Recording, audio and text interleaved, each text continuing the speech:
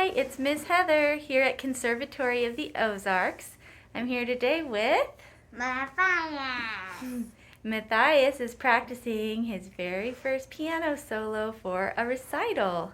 Yeah. And he is doing a great job.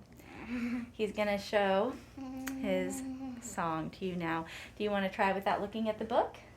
Yeah. What's the name of your song? Cuckoo Clock. Cuckoo Clock. Okay, I'm going to take the book. We'll close it up. And where do you put your fingers? Do you have your rounded hand shape? Yep.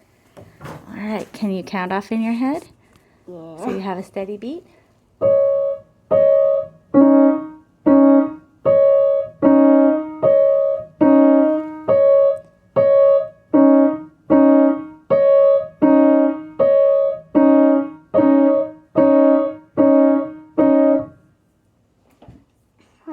And how old are you?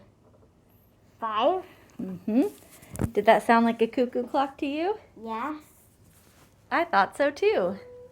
I think you are recital ready. Can you give yourself a thumbs up? How about 2 thumbs up? That's right. Good job.